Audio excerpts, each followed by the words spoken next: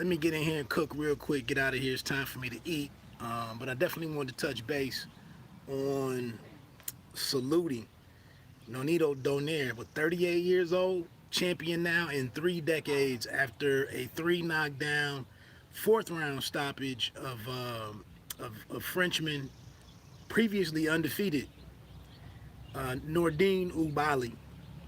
Obviously, got to give Fighter of the Weekend to Nonito for his performance. I really wasn't sure where I was going with this fight. I did think that Oubaali was a very capable boxer.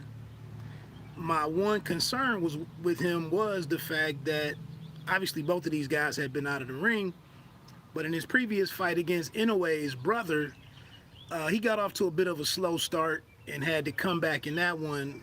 And I was wondering if he could avoid a slow start against Nonito Donaire. I really didn't realize Donaire's size advantage was that significant, but he looked pretty. He looked like he had a pretty good size advantage on Oubaali.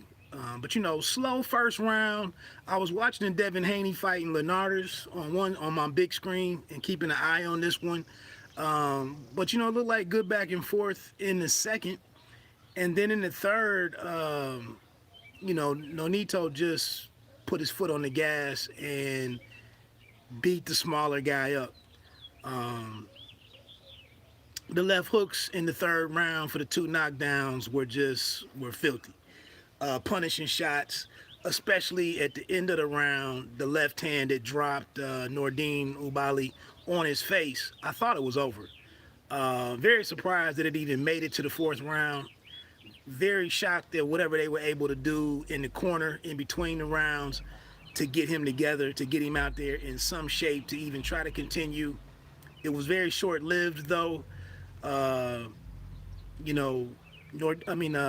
took him apart, poised, patiently attacked him, and landed a left uppercut that ended the night. It's a lot of things, to look into this victory by Nonito. Being, 38 years old, the first bantamweight champion at that age, now holding a title in 3 different decades. I think he first became a champion 14 years ago. But, and looking at a guy like, and going back down in weight, I think he went as high as featherweight, or I might be wrong there. But, and looking at a guy like, just for comparison purposes, just looking at what's going on and what the future holds for an Adrian Broner, which is he's up in a completely different division. All the variables are really different, but you would have to be inspired by what Nonito has been able to do and how he's been able to do it. Going out there and participating in the World Boxing Super Series, making it to the finale, taking on a pound for pound, top 5, top 3 pound for pound guy. For some people, top 2. And going, having a great night with him. I think they went the distance in that one with the late body shot that knocked Donaire down. But yeah, just a great fight, man. So looking at the entire card, what does he do? What does Donaire do? I heard talks of a rematch against taking what he's learned along the way and the confidence that he has right now. Looks like he's really disciplined with his gym life in between fights and whatnot. Great family situation. His wife is very involved. It's talks of maybe a rematch with Rick and Diao, possibly. Or, maybe even trying to figure out a way to run it back with Inoue. So I'm here for it. Looking at the co-main event, Subriel Matias against Bakhtir Junkenbayev. I was interested to see how that one would turn out.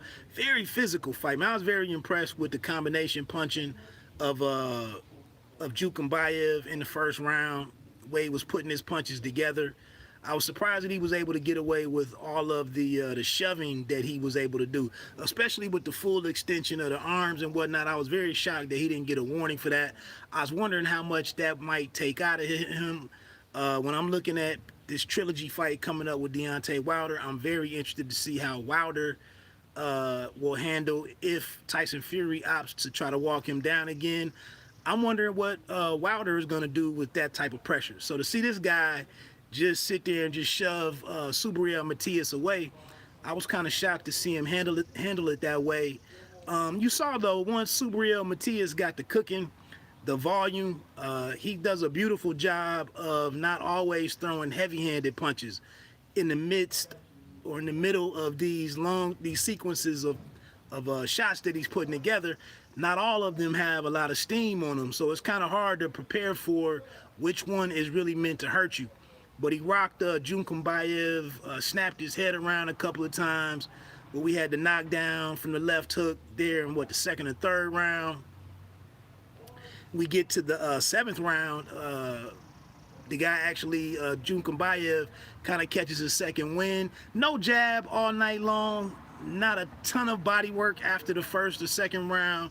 Kind of got away from what was working for him, but all of that pushing and shoving might have taken his toll on him. Also, just the volume, the sheer volume punching of Matias was very telling, and ended up resulting in the effect that he was looking for. We get into the eighth round. He beats this dude up pretty good. And then to close it out, the whole situation with Gary Antoine Russell against Giovanni Santiago, which is now a mutual opponent with Adrian the Problem Broner. Broner just went 12 with him. Like Russell said, some people thought Giovanni won. Not a lot there to look at technically for me. That was not about boxing and being technical. That was about beating a man down that you didn't think should be in the ring with you. Right hook gets the first knockdown somewhere in the third or the fourth, and then sixth or the seventh or whatever, it's a retirement. Great night of physical boxing. Matias, in my opinion, is a major problem as super lightweight. I don't know how the one dude got the victory against him. He must have been off that night. Who was that on the rematch of Fury and Wilder, or Wilder Fury 2 or whatever? I think he dropped that decision that night, but he's a load to handle for anybody there. Love his effort and punishment. Violent dude. Good chin on him. He's a problem. Want to see what Gary Antoine Russell does at super lightweight. What do these PBC guys do before it's some cannibalization and they have to start facing one another to earn money? Until there's something decided or drops them.